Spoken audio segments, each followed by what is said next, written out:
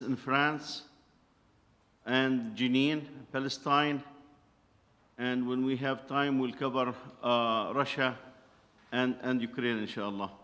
So we'll start with Brother Hassan talking about the recent events in France. Bismillah. بسم الله الحمد لله والصلاة والسلام على سيدنا محمد وعلى آله وأصحابه أجمعين. السلام عليكم ورحمة الله تعالى وبركاته. بسم الله الرحمن الرحيم. So I feel a little shy to talk about North Africans when we have so many, mashallah, brothers from North Africa. They probably know more about this than I do. But I think for the rest of us, inshallah, this incident requires some background. So it's working, alhamdulillah.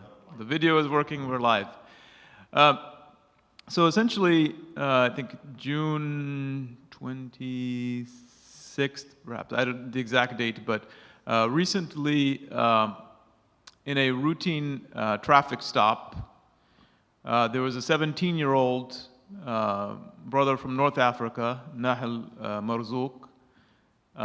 He had no criminal record. He was the only child of his family. And he was pulled over by the police, French police. They had said he was driving erratically and had crossed a red light.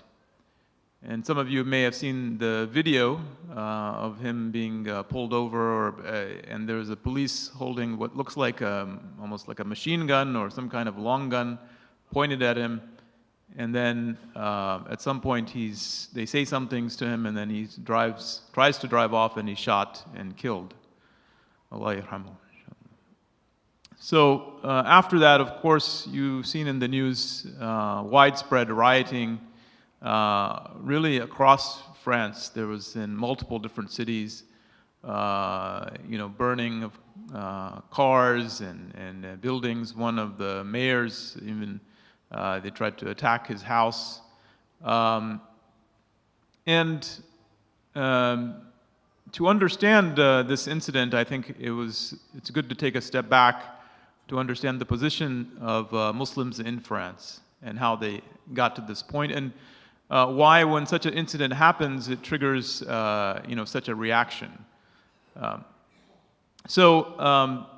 First of all, a brief history of France and North Africa, and especially Algeria. So 1830, France takes over Algeria and makes it actually part of France. In fact, the people living in Algeria were at some point considered French citizens. And they integrated more and more, give the French a certain higher status. There's a class of settlers. In French, they call it pieds noirs. I don't speak French, so if that's wrong, you can correct me, whoever speaks French. But it means black feet. That's actually what it means. And it was a class of French citizens that were given basically large tracts of agricultural land, the most fertile land in Algeria. Basically, they were ruling Algeria in a sense, and became very wealthy. And it's a pattern you saw all over Africa. You have all these Europeans, they had large farms and many agricultural properties, whether it was the French, the Dutch, and so on. Zimbabwe had the same problem. They had taken over all the major, most fertile land in all these countries. And of course, they came to see the Muslims of these lands as second-class citizens, third-class citizens, who were their servants and the people that they could exploit. They recruited large amounts of people, Muslims from Algeria, was currently Algeria, Morocco, and Tunisia, to fight in World War I and also in World War II. And they, sacrificed in both of these wars. And eventually, after World War II, the Algerian Revolution started, which is they tried to secure independence from France. And compared to almost any other colonial revolution It was one of the most bloodiest revolutions because the French absolutely refused to give up Algeria. They had so much property and wealth that they had there that it was very unpopular to even consider giving them independence. So there was a 7-year war where estimates are between 300,000 to 1.5 million Algerians were killed. You compare it to any other independence after World War II, because all of the colonies of these Europeans, they were all being, one by one, independence was being given or taken. But in Algeria, the most bloodiest of these things happened. And in fact, they used wide-scale torture against the population, of a very brutal kind of torture, killing, taking pregnant women and taking the child out of the body, throwing people from airplanes, helicopters, throwing all the major forms, very gruesome torture. And they justified it because they said that these people are savages, they're vermin, they're all kinds of dehumanizing names. And other thing you need to know about that process is that there was a group of Algerians which supported the French. They're called Harkis. And they actually were hated by everybody, basically, because the Algerians, they hated them because they were supporting the French, and the French never considered them French in the first place. So they really had no natural supports. So over the course of the time France controlled this region, there were waves of immigration from Algeria into France. And the place where people settled in France were not in the main cities. They were the series of compounds in a circular fashion around the major cities. They were ghettos. In French, they called them banlieues. And those areas are where even now most of the Muslims and the Africans and North Africans, they all live in these ghettos around the major cities. So if you go to Paris, you will not see these things because they're in the outskirts. They have their own regions. In fact, Nahel, Allah yarhamu, he was from one of those banlieues, that's where he was from. And of course, what's happened is that the Muslims, the people from North Africa, Muslims from North Africa, they live in these ghettos, and they've become declared as, terrorists and criminals. A high proportion of them overrepresented in prisons. And these banlieues are aggressively policed. Just like in America, we have ghettos where the police are constantly harassing the population. So the same thing that's happened to the African Americans here in this country, where there became, if you think about it, if the police is constantly around you, he has to do something, so they keep arresting people, putting them in jail, then they get, then it's a cycle of incarceration. And then, of course, the police will say, naturally, these people are criminals, so that it becomes a self-fulfilling prophecy as well.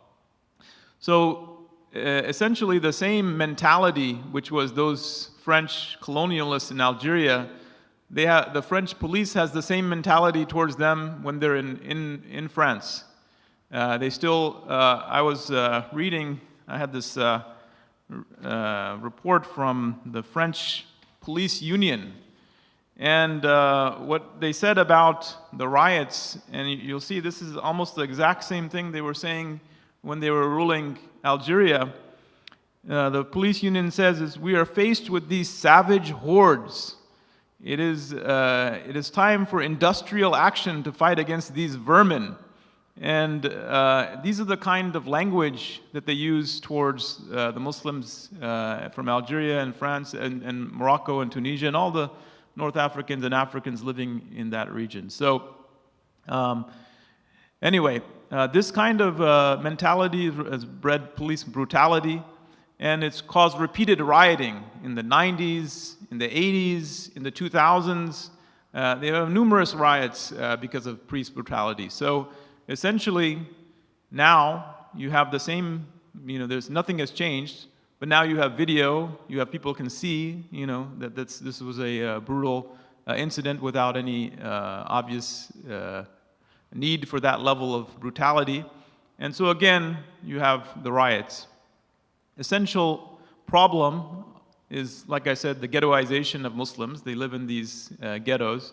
The criminalization of Muslims. They've declared them to be majority criminals and incarcerating them at higher rate. The fact that they don't employ them. If your name is like a North African name and you're coming from a banlieue, they know the address, the neighborhoods. They did a study, they're 30% less likely to get a job compared to somebody who's not from that background. Meaning, in other words, there's active discrimination against North Africans, Muslims at the highest levels in industry, in companies, in colleges, in many different aspects. So again, another reason why they're not well integrated. The other reason is that France says, as part of their secularism, they said that they don't see race. In other words, it's illegal for the government to talk about race. So they have racism, but nobody can talk about it. It's like you have a traffic light. It's like you put on glasses where you don't see red, but you go through a traffic light, and you say, "Tell the police, I don't see red." That's why I can go through every traffic light. That's nonsense. But this is what they think about race: is that just because we cannot talk about race, it means there's no racism. But in fact, what happens is there's large-scale racism. And nothing can be done about it officially because that is the official government policy. And so these things are going to happen over and over again. And unfortunately, they have never developed any positive solution for this problem. And they continue to have the same marginalization of the Muslim population, much different from here in the United States, where we can live wherever we want and largely are outside of ghettos. And so, essentially, it is as a similar situation to any of the African American, reactions we had to many of these people who were unjustly targeted by police. But the reaction from the native French population is to declare that there's something wrong with these people, that they're savages, they're criminals. The far right, had very racist language. But again, the state is not allowed to talk about race because it's officially illegal for them to do so. So there's no solutions that they propose other than periodically apologizing for some of this behavior. And of course, that's why they've alienated a large portion of the population. So I hope that gives you some background about that situation. جزاك الله خير يا حج حسن. If I may add, to understand the severity of the situation there, imagine 70% of the prisoners in France are what? The people that Hassan talked about, mostly Muslims from North Africa. 70%. Now, what is the percentage of Muslims in France? 5%. 5 to 10%, somewhere in there. There are estimates that there are, 5 to 10%, varies. I'm not sure if there are some official numbers, but there are a substantial amount, within the country. And the fact that historically, in the last 20 plus years, the French government have taken a stand against whatever is Islamic, starting with the hijab, going to, so-called freedom of speech, mocking the deen and so on and so forth. I mean, imagine that you cannot put a headscarf if you want to go and watch a game. That they have this laws that to go to watch a tournament or a game, you cannot have a headscarf. You cannot have a headscarf to go and study in the school. You cannot have a headscarf to walk for, and so on and so forth. And this case with Nahal, really what made it more, we saw more violence this time, because initially the police officer told his superiors that Nahal was gonna, Allah yarhamu, was gonna just, I was in front of the car and Nahal was running toward me and he wanna, hit me. Now, as Hassan said, somebody on the video showed that there was never at any point that the police officer was in front of the car. Always he was next to the window. So initially when the police said this and the police department supported him, and after that, of course, government, the echelon of the decision maker, saying basically, yeah, the police is justified to do that.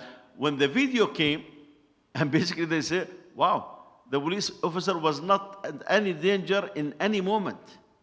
And basically, this was a direct assassination. It's execution style. In fact, the police officer was saying something to that effect.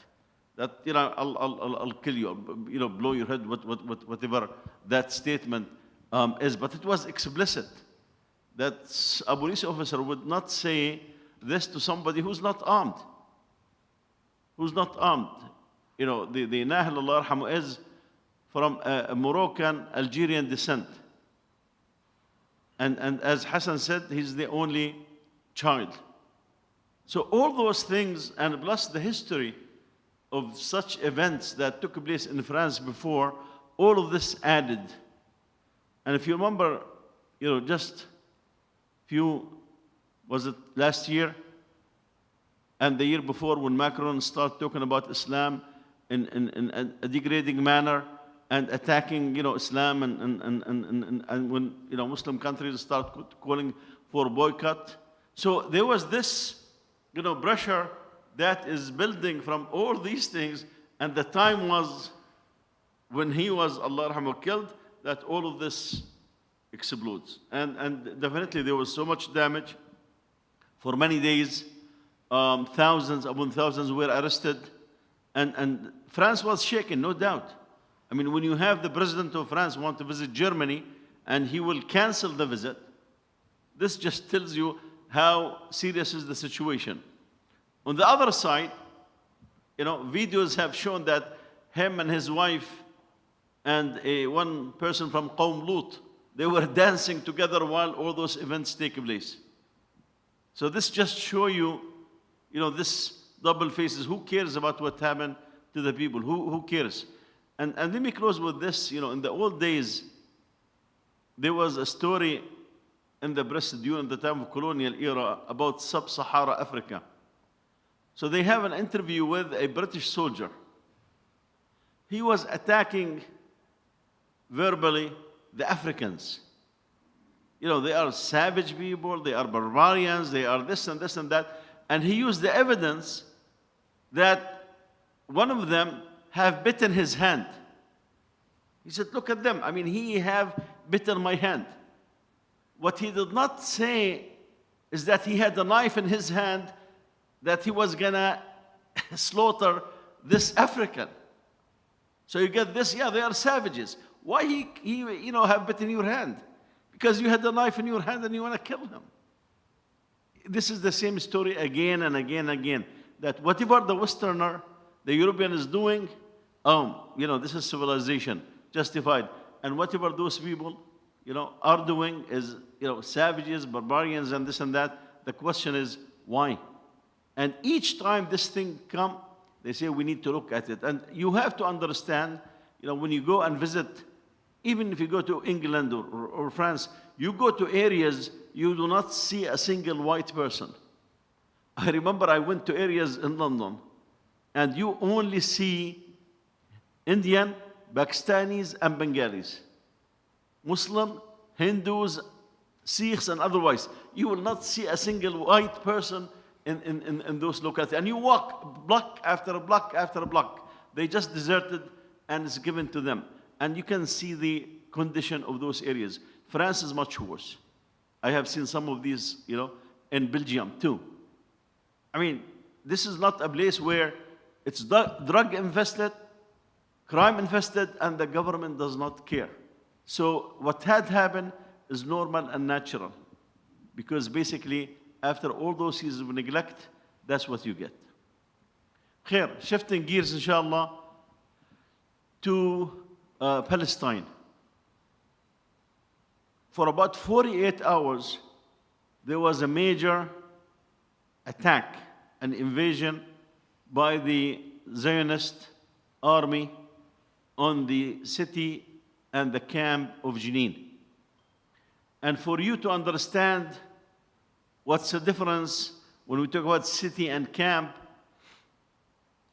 when the catastrophe happened in Palestine, when the Zionists declared their own state and expelled hundreds of thousands of Palestinians from their homes in 1948, what happened is that many of those people left Palestine altogether and went to Jordan, Lebanon, Syria, Iraq, and Egypt. And they were told that it's a matter of time you will be returned. Now, there's another big chunk of those Palestinians. They were relocated, but within Palestine. So basically what they did at the time, the authorities, wherever there's a city, they put 1 or 2 camps in it. So let's say I come from a city called Al-Bira. Al-Bira has 2 camps, one Mukhayyam Al-Am'ari and the other Mukhayyam Qaddura. So those are families that came from 1948, expelled from their lands, and they settled in those supposedly temporary places. Jenin, same thing. It has a camp. It's called Mukhayyam Jenin. Jericho have Mukhayyam Aqb al-Jabr, and so on and so forth. So every city has a camp that was built for the tens of thousands who settled within, plus the hundreds of thousands who left Palestine altogether. Now you can imagine, of course, the situation of those camps, because basically they were made of, small living quarters out of cheap metal. And they were thinking it's a matter of months and we'll be back to our homes. The months became years and the years became tens of years. And now we are about 70 plus years after that. If you enter any of those camps, it's no longer a camp in the sense of the way it was. They are now part of the city. And you think, if you do not know, if you do not have a background, you come, for example, between the city of Al-Bira and Mukhayyam Al-Am'ari, you do not recognize even that's a camp. You think this is an extension to and many, of course, have left the camp and they live in the cities after all those years. But they relied to a great extent on the UN help for food, for medical, for education, for what have you, and still the UN play a major role in this regard in Palestine and also some of the camps out of Palestine. Now, what had happened in early 90s, there was secret negotiation between the Zionists and Arafat, Yasser Arafat, PLO, to come up with some kind of a solution to this issue that the Palestinians have faced all along. Now you could ask, what got us as a Muslim Ummah to the point where Arafat will have secret negotiation with the Zionists to come up with something? And in 2 minutes, let me put it this way. The issue of Palestine started as an Islamic issue. The Muslim Ummah altogether was looking at Palestine from that perspective. that this is an Islamic issue, and this Zionist endeavor of establishing a state threatens the Ummah itself, because it was a beachhead for the colonialists to continue after the colonial era. So we'll have this new colonialism, if you want to call it that way. And you can see even one of the major movers of the Khilafah movement after the Khilafah was ended. In India, there was this movement when the person was dying, he came and asked to be buried where? In Al-Masjid Al-Aqsa. Because he had this, you know, the Muslims in the Arab countries and the rest of the Muslim world have this passion for Palestine. So it's looked at as an Islamic issue. So from, you know, the Pakistan to Iran to Turkey, but Turkey to a less extent because of the secularism at the time and the divorce from the Ummah. But you will find this, and people when used to go to Hajj, they would go and visit Palestine for Shadd al-Rihal to Al-Masjid Al-Aqsa. That was common. They call it Taqdis al-Hijjah. So suddenly, we see that there is this curve where the Arab countries said that, oh, we're going to take this issue. This is an Arab issue. So they divorce it from its Islamic dimension. And they establish something called the Palestinian Liberation Organization, which headed by Arafat. There was another organization before that headed by Shuqairi, but ended up where many people who knew the reality, that they put those people as if they would be the ones who are going to liberate Palestine with the Arab armies, but in actuality, they were designed to sign on the behalf of the people of Palestine to sell part of Palestine to the Jews and just accept the reality. That's how the Jordan divorced itself from the West Bank, because the West Bank was taken from Jordan and there was absolutely no fight. Jordan have given Palestine to the Zionists without a fight. In 1967, I was there was no fight, except in two places that defy the orders of the Jordanian army, in Al-Latron and in Jerusalem, where basically the army gave command to all the soldiers to leave the West Bank from the first moment of the war in 1967. Those are the two artillery people who were defying the orders, and they became shaheed. They fought until they got the shahada. So in the early 90s, Arafat struck a deal with the Zionists that basically they're going to establish some kind of a Palestinian Authority. And Arafat signed on white paper. So basically the Zionists did not promise any specifics of what will the future look like. They just said, we will negotiate.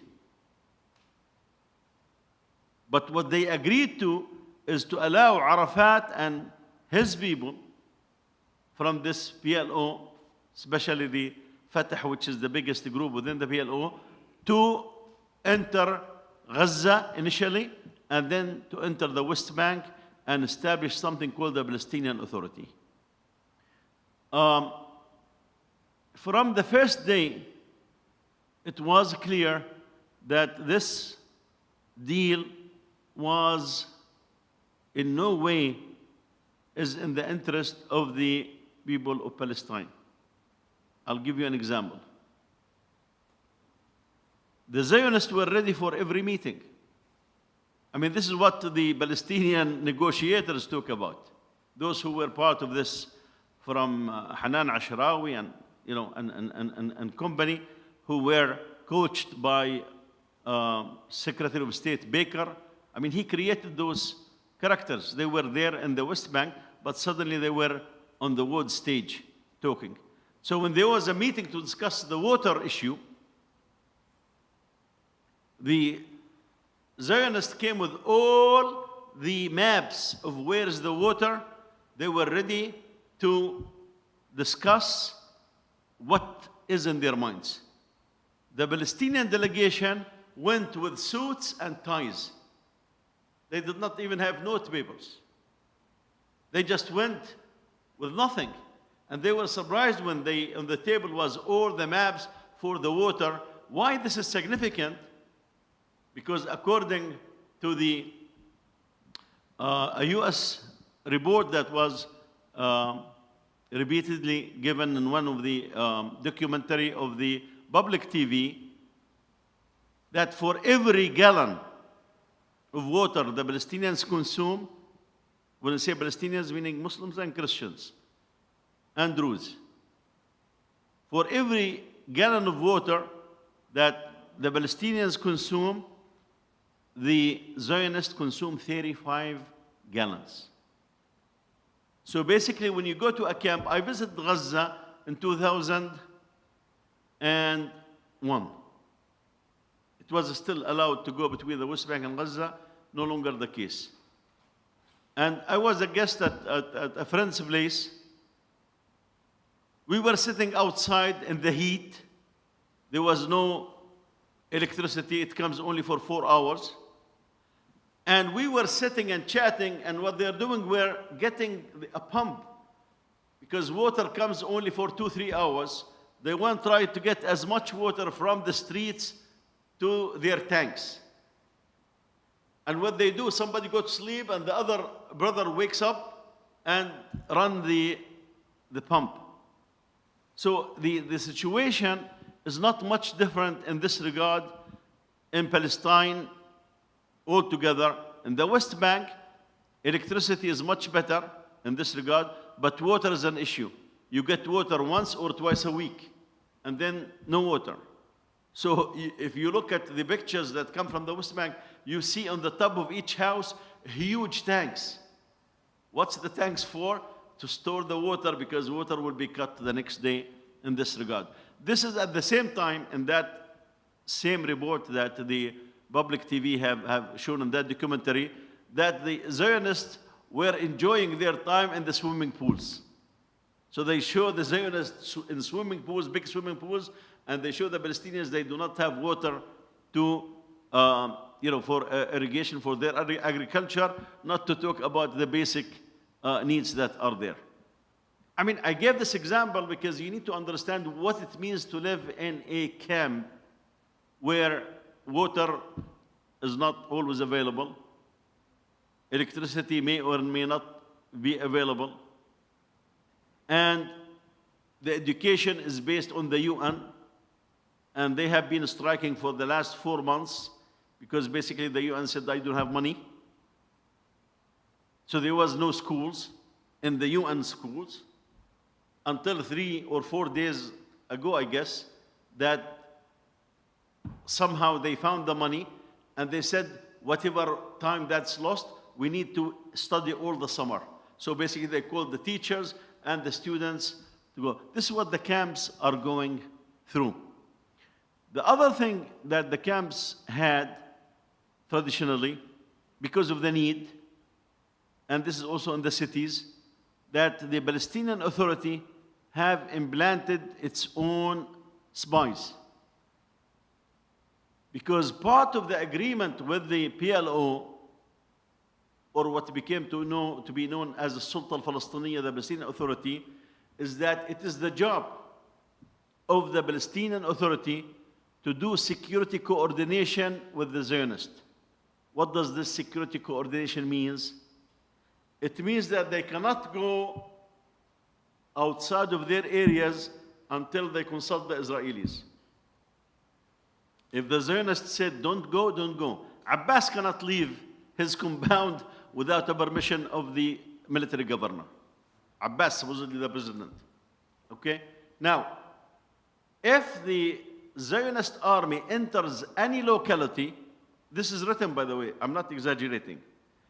If the Zionist army enter any locality that is under the Palestinian Authority, there are 70,000 armed Palestinian Authority workers. They are not called an army, but that's what they are. They were, armed with machine guns, and they have vehicles and this and that. If the Zionists would enter any place, they will need to turn their face toward the wall and put their gun on the ground and let the Israelis do whatever they want to do. That's a requirement. That's part of the agreement. So basically, the Palestinian Authority, their job is to protect the occupation from the population, from the Palestinians, to protect the Yahud from the Palestinians. That's their job. That's their task. And the Zionists will give them money, the US will give them money, and Europe will give them money to do this job. That's why you would see always talking about, security, security, and security. What is security? Protection of the Zionists. It does not have any other meaning. So those tansiq amni, those security arrangements, that has only one meaning: protecting the Zionists from the Palestinian population. Now, throughout those years, the Palestinian Authority is just like another Arab government, just like Saddam's, Gaddafi's, Assad's, basically police state. Police state, no more, no less. You could see a big difference if you go to Al-Quds, Jerusalem, which is the Palestinian Authority have absolutely no presence there. They cannot go there. Where basically people speak, lecture, in Khutab al-Jum'ah say whatever they want, and this and this and that. The moment that you enter the Palestinian Authority, you only can open your mouth at the dentist office. That's what people would say. And the prisons of the Zionists are full of Palestinians, and the prisons of the Palestinian Authority have many, many Palestinians. Some of them even are from the Fatah group, which is the dominant group within the PLO. And we know that in many of the cases, people were killed and tortured by the Palestinian Authority, and after their death were given to their families, and they said that they have a heart attack. So Sheikh Omar al-Barghouthi, they in fact got a drill through his bones, and the pictures are on the internet.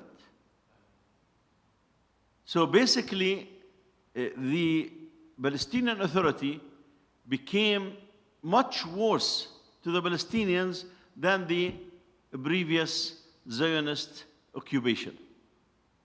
Because at least with the Palestinian, with the occupation, you can go to a court. In the Palestinian Authority, 14 people were sent to torture and kill Nizar Banat. This happened 2 years ago or so. So basically, they went, 14 of them, to the house of Nizar Banat. He was sleeping on the ground. They got inside. 14 of them kept beating him inside his room, kept beating him with iron bars until he expired. And they carried his body and they went outside, and of course they want to make all kinds of stories. But some of his people from his clan were with the 14. So the story came out of what was done. What's the crime of Nizar Banat? Nizar Banat would have a talk on YouTube talking about the corruption. There's a big amount of corruption in the Palestinian Authority, stealing money left and right when the people are suffering. This money that comes from the Israelis, from Europe, and from the US. Big, big corruption. It's a gang that got together with this objective. So basically, the Palestinians found themselves surrounded by two armies. and 2 prisons in this regard. Now, the bulk of the West Bank was under strict rule by the Palestinian Authority. And anyone who show any resistance will be either jailed or killed. And there's something called the revolving door, where basically someone enters the Israeli prison, because they can arrest you for no reason for 3 months, and then after the 3 months, they will bring you in front of a judge, or they will renew it in this a case. For the Palestinians, you can stay in prison for years, and who cares? And who asks?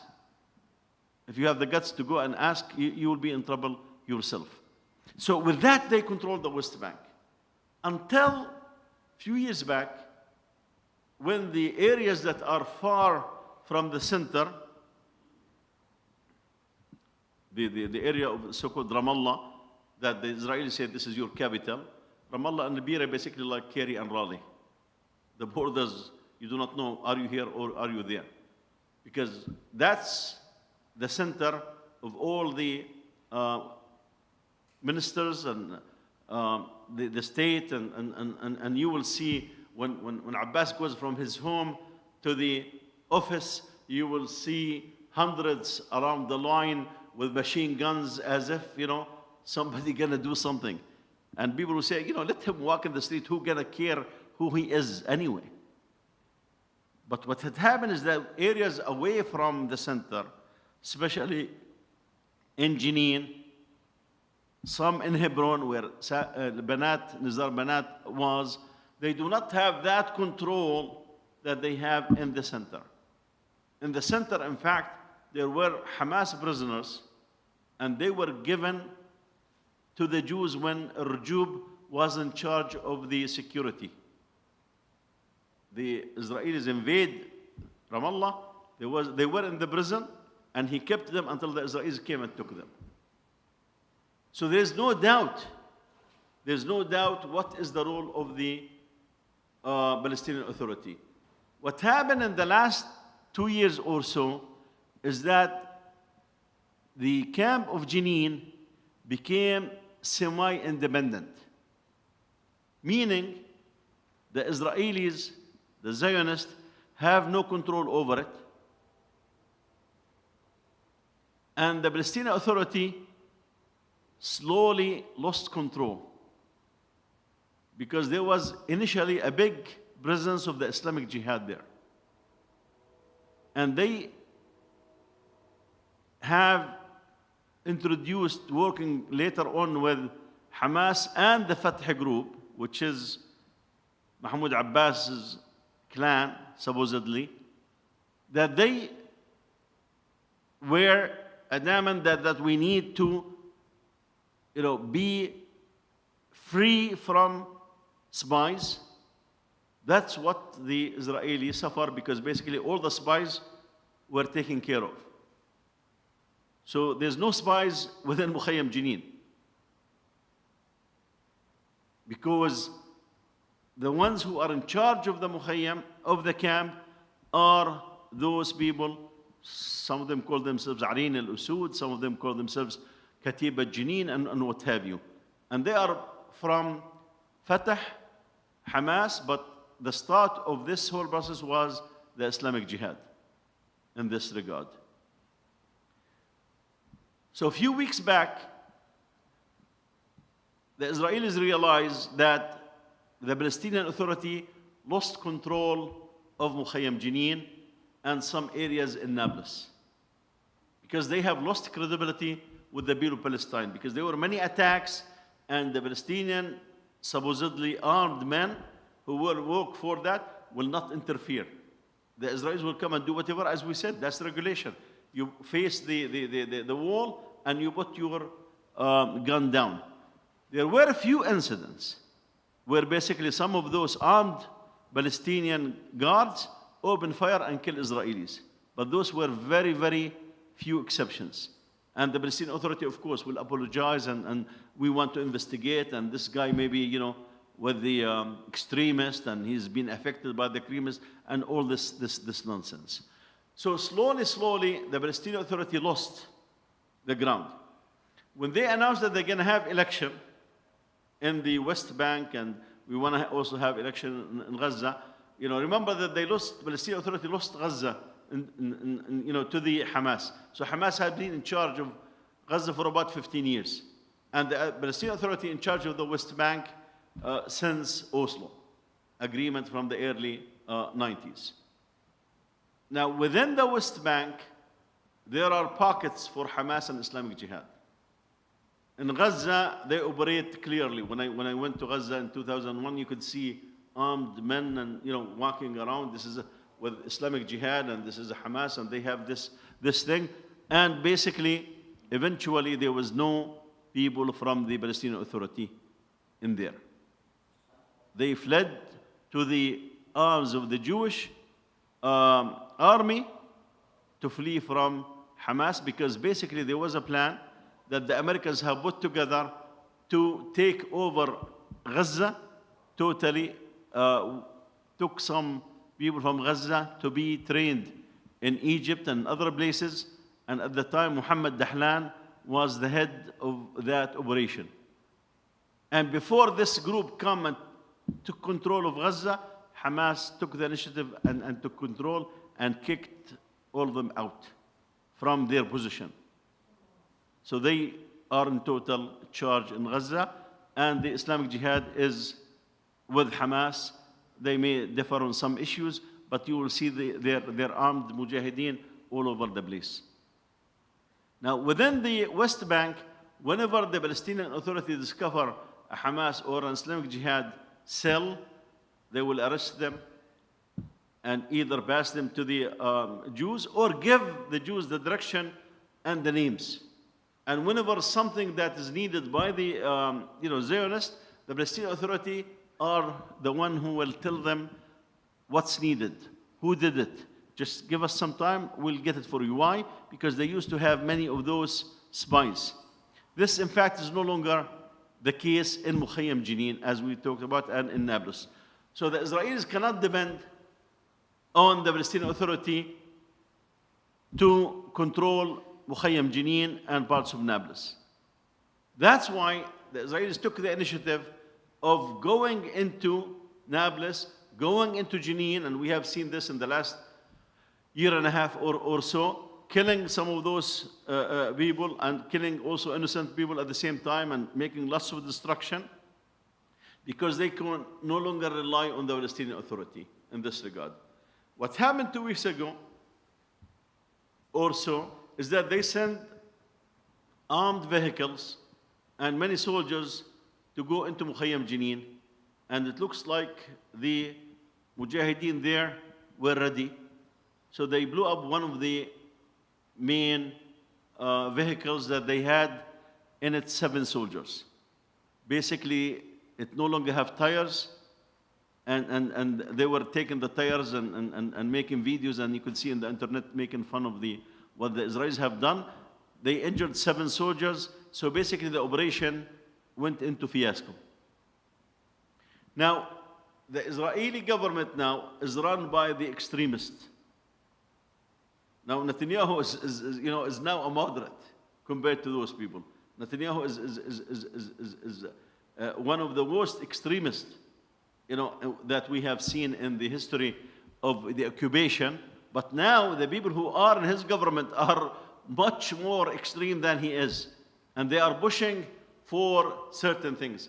And you could see when the people who come from Jenin camp and do some operation like the Hawara, thing where it came from, what's the effect of the Mukhayyam, that's another story. But you have those right-wingers saying, let's burn the village of Hawara, burn it. I mean, imagine those who are coming from supposedly the Hitler camps where he burned the Jews, supposedly, with all those numbers that they mentioned, they are coming to burn people. Okay, well, someone have done an operation, look for him and put him, into account. Why do you go and burn a village? And there was big reaction, even from the Israelis, because the word fire and burn creates some memories and instigates some emotion to some of them. So as a result, those right-wingers kept pushing Netanyahu to do something major in the West Bank. And that was the background for the operation in Jenin. So basically they enter Jenin, the camp in Jenin, they destroy all the roads that lead to the city because they fear that it will be booby-trapped. They kept only one street that they can use. Basically, they did the operation in 48 hours and ambulances could not come from out of the camp because there are no roads. I mean, you could see in the map, basically, it's all dirt. There's no longer roads. And they destroyed hundreds of cars, tens of buildings, if not more. They use planes and drones and helicopters, and they brought 1,000 special soldiers. And they arrested so many people. They killed at least 12 shaheeds, at least 12, those who were killed. But they took with them large number of youth. Why? Because basically they want to know who are the militants in the camp. As again, the Palestinian Authority has no spies. I would not say absolutely, but they have little knowledge of what's going on there because even the Fatah people turn against them. And they tried to buy them with money. It did not work. So there was total destruction in the camp of Jenin. I mean, you can look at the pictures and they say a lot. What made things worse, the destruction is semi-total. The arrest is large number of youth that were taken. What was really also hurts is that people, young people who want to fight with arms came from outside of Jenin camp to help the camp. And what had happened? The Palestinian Authority arrested them. I mean, imagine you have a war, 48 hours war with 1,000 special soldiers on a small camp, the camp of Jenin. That basically the maximum that people have is a machine gun. And they have all sorts of, from helicopters to the drones to the, all those armed, heavily armed vehicles and this and that. And the people who are coming to help from outside, they will be arrested by who? By the Palestinian Authority. And what had happened when there was janazah for those shuhada, two major names from the Palestinian Authority, Azzam al-Ahmad and al-Alul, came and they wanted to speak. So one of the guys who was in the prison for about 40 years, he was released in the last few months, Yunus, he told them, look, situation is critical. People look at you from a different angle. Let's not, But of course, their arrogance. So one of them start talking, and suddenly the people, there were thousands. They start chanting against those guys, and again the Palestinian Authority, and they start saying, barra, barra, barra, barra, barra. Barra mean, get them out, get them out, get them out. So they interrupted the talk of this official, and Azzam al-Ahmad and Alun ended up being escorted for their safety from the people, and they left. Now, if you listen to the Palestinian radio, TV station, the situation does not call for somebody to laugh. But there's a saying, in Arabic that you're going to urinate yourself on yourself from laughter. You listen to this report, and if you listen to their report, you think that it is the Hamas people who have attacked and destroyed the Jenin camp. So they were saying basically, where is those Hamas? Where are the people? The Hamas have 100,000 armed people. Of course, because the Palestinians are saying, you guys have 70,000 armed people and you did nothing. Of course, in the West Bank, there are, that's absolute nonsense.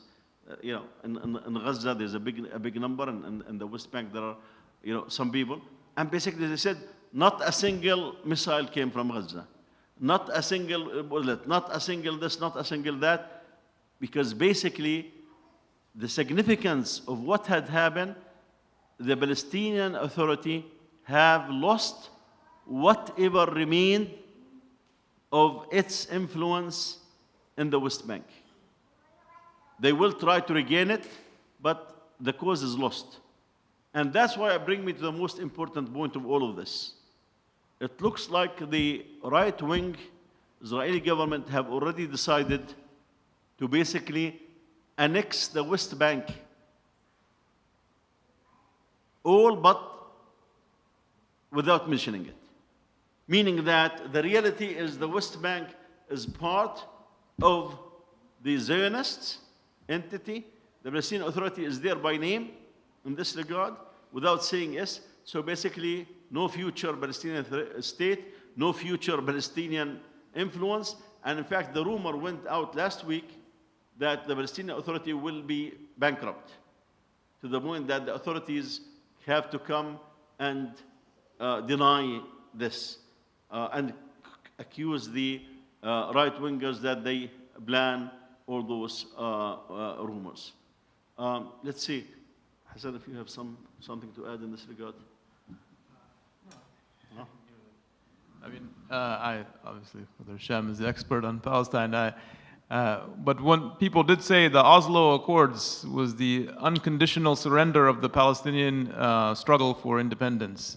And if you look at it, there's no clearer picture than you see today what Oslo achieved. It turned a war for independence into an authority which is doing the work for the Zionists and suppressing the war of independence. So, there was nothing happened out of Oslo except the Palestinian side, the leadership surrendered in totality, and nothing positive has happened ever since then. Yeah, that's what, they signed on white paper, basically, without any condition. Okay, for the remaining few minutes, I got many questions about what happened in Russia. Okay, there is a group that we talked about before called the Wagner Group. And this Wagner Group has been operating with direction from the Kremlin, directly under Putin. They operate in Syria, they operate in Mali, they operate in Sudan, they operate in Libya, and they gain billions of dollars from their operation. Okay? They did so many atrocities and crimes in those Muslim countries. And it's only when they went to fight in Ukraine that the US government declared them terrorist group. So basically slaughtering the Muslims all those years, who cares? The moment that they went into Ukraine, the US declared them a terrorist group. And their atrocities in Syria, in Sudan, in Mali, in Libya, they stole billions of dollars worth from Sudan's gold. So basically they control all those gold mines that now the Hamidati and his people are fighting for. Now, the Russian army did not do a good job in the Ukraine invasion. Initially, of course, they got close to Kiev, but then things faltered and basically there was a standstill. Not much was happening. And there was a center of fighting, a city of Bakhmut. And the fight over Bakhmut stayed for 8 months, where basically the Ukrainian made it their cause. No way we will allow the Russians to take over Bakhmut. And so many people were killed because of the Battle of Bakhmut. Until this Wagner Group came into the scene. And basically they concentrate on Bakhmut. So this guy who works under Putin directly with Putin, went to the prisons in Russia and got 50,000 prisoners. We'll tell you, we'll get you out of the prison. You will be free on the condition you come and fight. And then, you can go your way. So basically, he took 50,000 prisoners, and he paid people from Afghanistan, one area, and other areas because of the economic situation, offered them money, people from Chechnya, people from surrounding areas to go and fight in Bakhmut with the Wagner Group.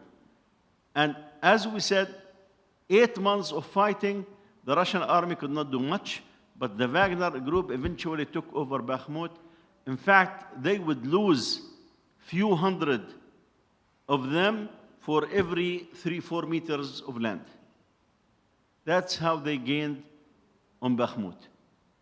Now, while in Bakhmut, this head of Wagner Group, he accused the Russian army that they are not really supporting him, and they are not giving him enough ammunition. And he started attacking the defense minister and the chief of the armed forces over a few months, while Putin is silent.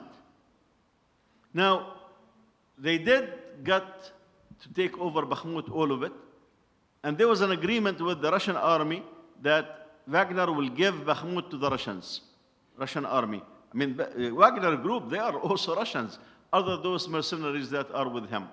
So they gave it to the army, and then something happened over 24 hours, which shook the world.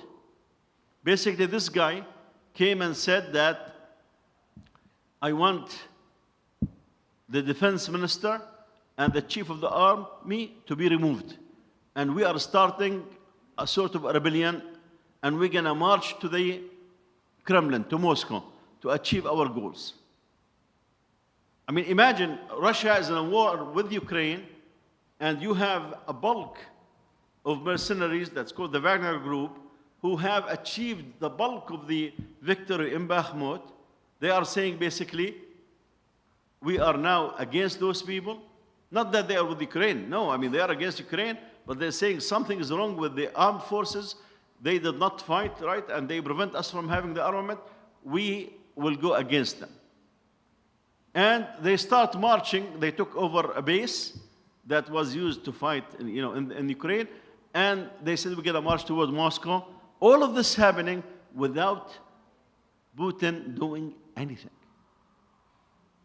Without Putin doing anything. Now, if this is a real thing, they will have wiped them from the face of the earth, right? They have all the planes, and they would wipe, nothing of this happened. So he said, we are moving toward Moscow. So suddenly, Putin called, the armed forces called for some Chechens and some people from Belarus come and defend Moscow, as if there is this big fight. And the Western world was very heavy. Finally, there will be, this and this and that. And within 24 hours, the president of Belarus, who's a stooge of Putin, announced that there's an agreement and that this Wagner Group will not go toward Moscow, but they will come in Belarus, and there's no case. And they will not be prosecuted, and they will be, free. It's not just that. Today, he had a press conference, and basically he said that the Wagner Group is not in Belarus as they announced. They have been living in Moscow, in Russia, in Russian land. And the head of the Wagner Group, he said he's not in Belarus, he is in Russia, and he has been in Russia. If you read the interview, NBC was invited to that. He is saying, look, Putin and this head of the Wagner Group are very, very close. And they know each other, and they work with each other much more than me and you understand. That's what he's saying in this regard. So, in bottom line, from my perspective, this was something that was coordinated between the head of the Wagner Group, Putin, and the president of Belarus came to just show that there is something. What's the purpose of it? From my perspective, Putin knows that the army did a very bad job, And this thing came to see who among the top echelon of the army will side with those people. Putin wants to be sure that he is secure, that there's no threat. Nobody will go with those people who said, yeah, we need to do a change. We need to change the leadership in Moscow. Because the way that things come, and if you read the interview today with the press, you will realize that this is exactly what took place. Jazakumullah khair for being good listener for the 4 cases. And inshallah, because of the lack of time, if you have a question after the salah, inshallah, or after the khatra, you can ask. Jazakumullah khair. May Allah bring the best and the khair for the Ummah of Muhammad sallallahu alayhi wa sallam. And may Allah subhanahu wa ta'ala elevate the suffering from this Ummah and left and right of the Masharif al-Ard wa Magharibiha. It's time for the salah, inshallah, for the adhan, inshallah.